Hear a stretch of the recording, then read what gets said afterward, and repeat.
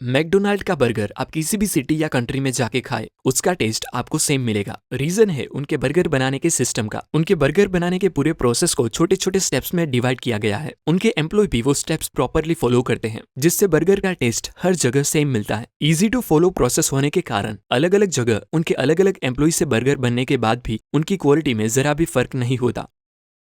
लोग मानते हैं कि बिजनेस सिर्फ एंटरप्रेन्योर स्टार्ट करते हैं, लेकिन ऐसा नहीं है। एक्चुअल में जो लोग बिजनेस स्टार्ट करते हैं वो पहले किसी और के लिए काम कर रहे होते हैं, और जब उन पर एंटरप्रेन्योर बनने का भूत सवार होता है तब अपना खुद का बिजनेस स्टार्ट करते हैं, और थोड़े ही सालों में उनका सो कॉल्ड बिजनेस फेल हो जाता है। लेकिन ऐसा क्यों होता है, चलो थोड़ा डिटेल में समझते हैं। जेक एक रेस्टोरेंट में पिज्जा बनाने का काम करता था। एक दिन उसने सोचा कि दूसरे लोगों के काम में इतनी मेहनत करने के बावजूद भी मुझे कुछ नहीं मिलता, तो क्यों ना मैं खुद का ही एक पिज्जा रेस्टोरेंट खोलूं, जहां मैं लोगों को इससे भी सस्ते और अच्छे क्वालिटी के पिज्जा बना के बेचूं। फिर उसने जॉब छोड़ दी और लोन लेकर अपना खुद का एक रेस्टोरेंट खोला। स्टार्टिंग में वहां कुछ गिने चुने ही लोग आते थे। फिर जेक को रियलाइज हुआ कि उसे अपने रेस्टोरेंट की थोड़ी मार्केटिंग करनी होगी, सो उसने मार्केटिंग भी स्टार्ट किया। अब अच्छी क्वालिटी, मार्केटिंग और सस्ते पिज्जा होने के कारण उसके रेस्टोरेंट पर ट्रैफिक होने लगा और जेक का बिजनेस थोड़ा प्रॉफिट में चलने लगा। लेकिन जैसे ही रेस्टोरेंट पे ज्यादा लोग आने लगे, रेस्टोरेंट की साफ सफाई, अकाउंटिंग, मार्केटिंग, ये सब काम अब जेक अकेले नहीं कर पा रहा था, क्योंकि उसका ज्यादातर टाइम पिज्जा बनाने में ही निकल जाता था। इसीलिए उसने एक आदमी को जॉब पे रखा।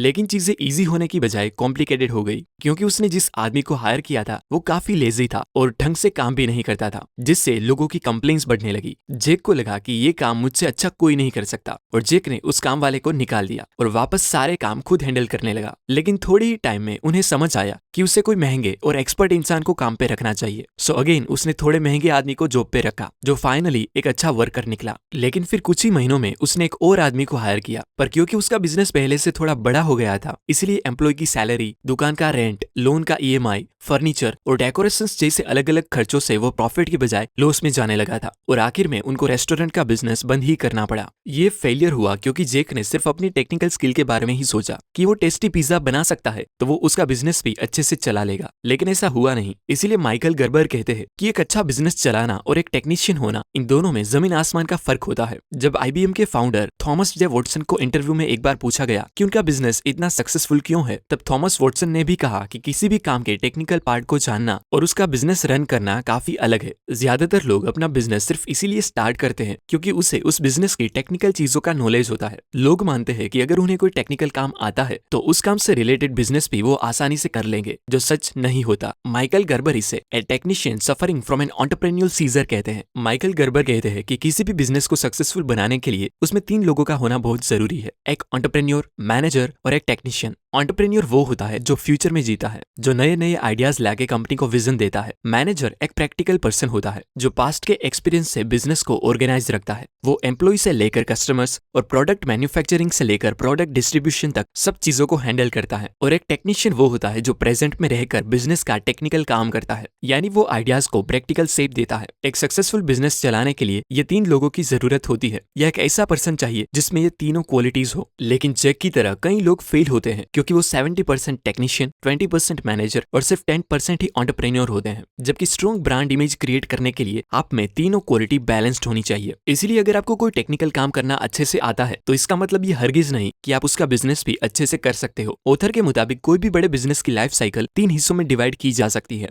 नंबर 1, इन्फेंसी स्टेज, मतलब बिजनेस का बचपन। इस स्टेज में चपरासी से लेकर मालिक तक के सारे काम बिजनेस ऑनर खुद करता है। जब बिजनेस एक्सपांड होता है, ज्यादा कस्टमर्स आने लगते हैं, तो वो सब काम को उतना इंपॉर्टेंस नहीं दे पाता जितना वो पहले देता था। अगर वो एक काम पर ज्यादा वक्त लगाता तो दूसरे काम अधूरे रह जाते, जिससे कस्टमर सेटिस्फेक्शन कम होने लगता। फॉर एग्जाम्पल, आप हेयर स्टाइलिस्ट हो तो स्टार्टिंग में जब कस्टमर्स कम थे तब आप सब मैनेज कर लेते थे, लेकिन जब कस्टमर्स बढ़ने लगे तब आप एक कस्टमर की हेयर स्टाइल बनाते हैं तो दूसरे कस्टमर्स को अच्छे से मैनेज नहीं कर पाते, या शॉप की साफ सफाई का ख्याल नहीं रख पाते। अगर इन कामों को आप ज्यादा इंपॉर्टेंस देते हैं तो क्वालिटी ऑफ वर्क में फर्क पड़ने लगता है और कस्टमर्स शिकायत करने लगते हैं। अब अगर यहाँ पर बिजनेस ऑनर को समझ में आ जाए कि मैं ये सब काम अकेले नहीं कर सकता, मुझे और लोगों की हेल्प लेनी चाहिए, तब उनका बिजनेस दूसरे स्टेज यानी कि एडोलेसेंस स्टेज पे आता है, जिसमें बिजनेस ग्रो होने लगता है और मालिक सारे काम खुद नहीं कर पाता। तब वो दूसरे लोगों को जॉब पे रखना स्टार्ट करता है। एडोलेसेंस स्टेज में बिजनेस ओनर अपने बहुत सारे काम आउटसोर्स कर देता है, जो हमेशा सही डिसीजन नहीं होता, क्योंकि कुछ कस्टमर्स की तरफ से शिकायत भी आती है कि अब उनको उस स्टैंडर्ड का प्रोडक्ट नहीं मिलता जैसा उन्हें पहले मिलता था। ऐसे में अगर वो बिजनेस ओनर सोचे कि मेरे अलावा ये काम कोई नहीं कर पाएगा और वो अपने एम्प्लॉय को हटा के खुद खुद काम करने लगे तो उनका बिजनेस वापस पहले स्टेज में चला जाता है। लेकिन जो बिजनेसमैन अच्छी मैनेजमेंट के जरिए एडोलेसेंस स्टेज को पार कर लेता है वो आता है मैच्योरिटी स्टेज पर, जो किसी भी बिजनेस का हाईएस्ट लेवल होता है जिसमें ऑनर के बिना भी बिजनेस चलता है। इस लेवल पर अब बिजनेस को ग्रो करने के लिए ऑनर के कंटिन्यूस एफर्ट की जरूरत नहीं रहती, जिससे वो बिजनेस ऑनर चाहे उतने लंबे वेकेशन पे जाके अपनी लाइफ एंजॉय कर सकता है। लेकिन अपने बिजनेस को इस लेवल पर लाने के लिए आपको 2 रूल्स फॉलो करना बहुत जरूरी है। Number 1, create a system dependent business, not a people dependent.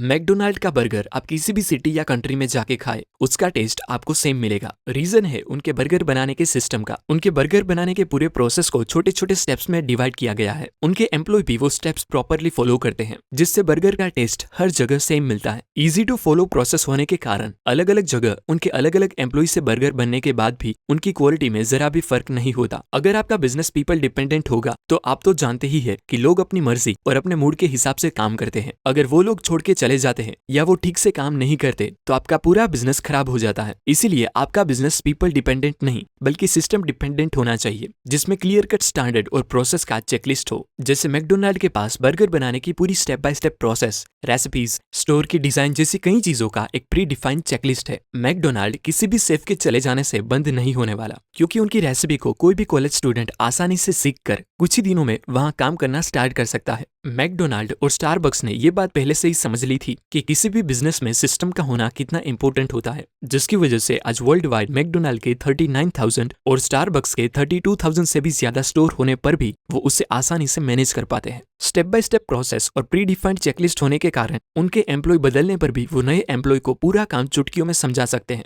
जिससे उनकी क्वालिटी और स्टैंडर्ड कभी नहीं गिरता। इसीलिए स्टार्ट से ही अपने बिजनेस को फ्रेंचाइजी मॉडल की तरह सिस्टम डिपेंडेंट बनाने का सोचो, ना कि पीपल डिपेंडेंट बनाने का, क्योंकि लोगों का कुछ कहा नहीं जा सकता। Number 2, work on your business, not in your business. लोगों का बिजनेस स्टार्ट करने का रीजन होता है अपने लिए एक अच्छी लाइफस्टाइल क्रिएट करना, लेकिन वो बिजनेस को कुछ इस तरह से बिल्ड करते हैं कि उनका बिजनेस पूरी तरह उन पर ही डिपेंड हो जाता है। इस बुक का सबसे बड़ा कोर प्रिंसिपल यही है कि you should work on your business, not in your business. जैसे मार्क जुकरबर्ग ने बचपन से ही कोडिंग स्टार्ट कर दी थी, बट अगर वो फेसबुक बनाने के बाद भी कोडिंग ही करते रहते तो फेसबुक इतना इन्फ्लुएंशियल कभी नहीं होता। इसलिए उन्होंने टेक्निकल वर्क के लिए दूसरों को हायर करा और खुद फेसबुक में काम करने की जगह फेसबुक पर काम करने लगे। बिजनेस से फाइनेंशियल फ्रीडम पाने का एक ही तरीका है कि आप अपने आप को बिजनेस से बाहर रखें, यानी काम का पूरा बर्डन आप पर ना हो, बल्कि वो एक बने बनाए सिस्टम के मुताबिक चल रहा हो। सिंपल लैंग्वेज में कहे तो बिजनेस ऐसा खड़ा करो जिसमें डिसीजन और ऑपरेशन आपके बिना भी पूरे हो सके और आपको हर चीज मॉनिटर करने की जरूरत ना पड़े।